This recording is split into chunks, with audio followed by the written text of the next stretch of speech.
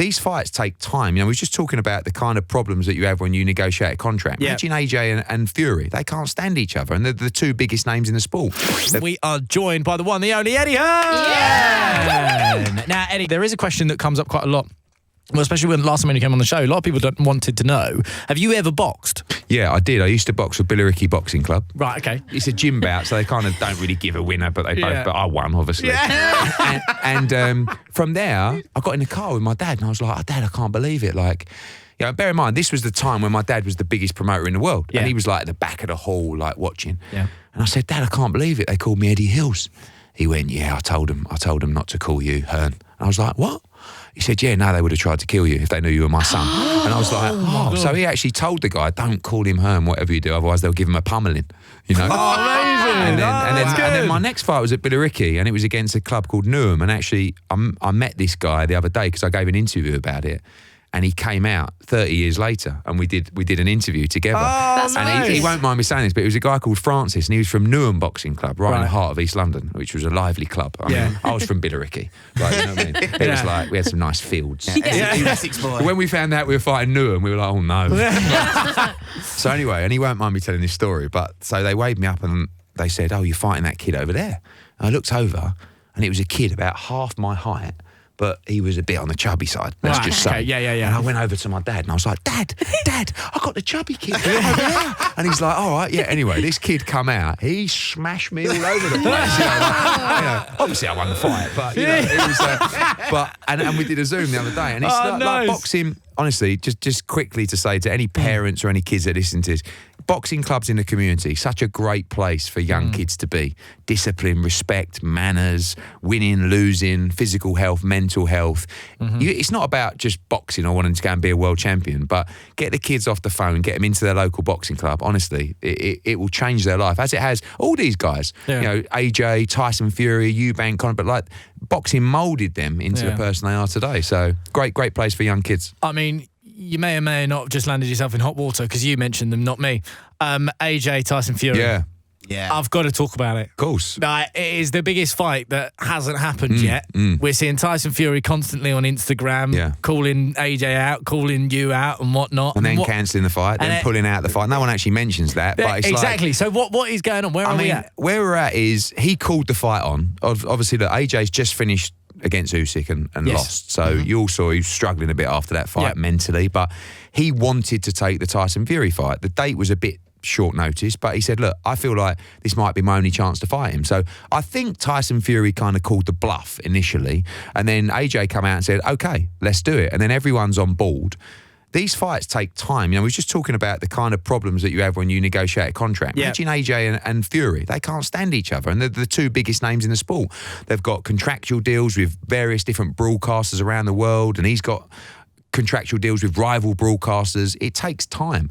And then out of nowhere, Tyson Fury comes out and says, "You got to sign a contract today, you dosser, or the fight's off." And it's like, well, hang on a minute.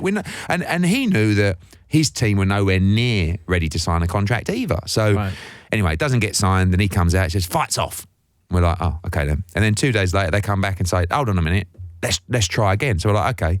We start up again, and then 2 days later, he comes out on Instagram and goes, "No, that's it, fight's off, you've missed it, back of the queue." So like, in AJ's mind, he's like, whatever. Like, you just can't listen to this guy. But ultimately, you're going to hear bluster from me, from the other side, from Tyson. You'll never really hear it from AJ because he don't want to play that game. But the basic rule is, and I posted on Instagram this morning, just remember, if in doubt, blame Eddie. Yeah. If in doubt, That's blame it. Eddie. Just Can we all use that? That's it. Just If in blame doubt, blame Eddie. I'd rather that way, because at Okay. least I know what to expect. Every time I hear a bib when I'm walking down the street, it's not, "Eddie, we love you." It's, "Eddie, make the fight, you dosser." Lovely. Cheers, lads. Thanks for the energy. If you were to say, do you think it's going to happen? Yes or no? I don't think it. I mean, we've been told it's not happening, but by Tyson and the team. So we're That's there. all you can but- go on. Yeah, but the reality is, like, and I do think you'll see this fight. I do, but it was always a tight turnaround for AJ. But he was willing to take the fight because he got put on him. And as a fighter, it's very difficult to say no when publicly someone calls you out like that. And he was ready to take the fight. So maybe we pick it back up again. But after seeing what I saw on Instagram, I don't hold my breath. Oh, okay, right. Well, look, Eddie, we might be blaming you, but Sean actually needs your help. We are doing our Merch for Money challenge for eBay, right? Okay, well, with eBay.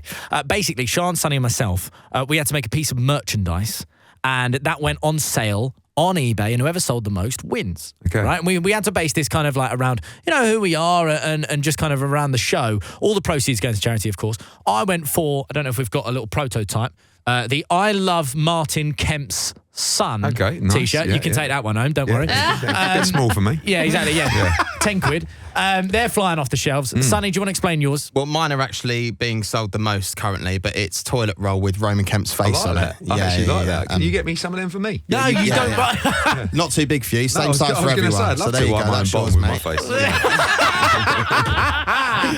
But one of us is ego personified, isn't it? It's another level. Hey, it can do a lot for you. Do you use them? Yeah. Hey, look, but it's actually Sean that needs some help. I'm struggling here a bit, Eddie, because it was a very tight turnaround, so I didn't get a lot of time to really work on the design of this product, and it ended up being quite expensive. Okay. But this is the Shandy Shan wine cooler / bag. Okay.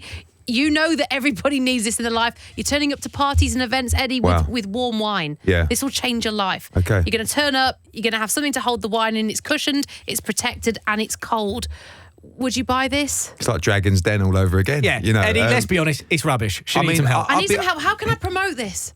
Well, you can promote. I mean, you've done very well. You've got great branding on there. You've got your face at the bottom there. But I think you sold it very well. There's nothing more disappointing than turning up to a party with wine that's not cold. Exactly. Right? And we live in a world at the moment where we want happiness. And that's the kind of thing that can really affect the tipping point of happiness. You could turn up, you've had a bad day, but you're okay, but you're on the brink. Yeah. Okay? And the difference between cold wine and lukewarm wine can really affect the mood. So not only is this good for the benefit of the wine and for the party, this is something that can really affect your emotional health as well. So we need to make sure that we all make an investment across the country to make sure that Sean's wine cooler is actually much more relevant to the excitement, to the enjoyment of the public, to the mental and emotional health of the public, more so than the Roman Kemp toilet paper, which I don't know how that's going to make anyone feel. The process of going to the bathroom and seeing, exactly. So for me, if you're listening to this, you need to get on eBay and you need to order the Shandy Shan. I don't know if we need to change the name, Shandy Shan. I mean, it's a wine cooler. It's 15 quid. 15 quid. Sometimes you can't put a price on happiness. You've really polished a turd there. Yeah, well done. So to speak. He's got a point. This is going to make you happy. Well, Eddie, you can take home some of the prototypes, mate. Thank you so much for coming in today. It's been so much fun, and good luck with the fight on Saturday. Don't forget Eubank versus Ben live from the O2, and it's on the Zone as well. Thanks, guys. Absolutely. Amazing. Let's hear Eddie Hearn, everyone.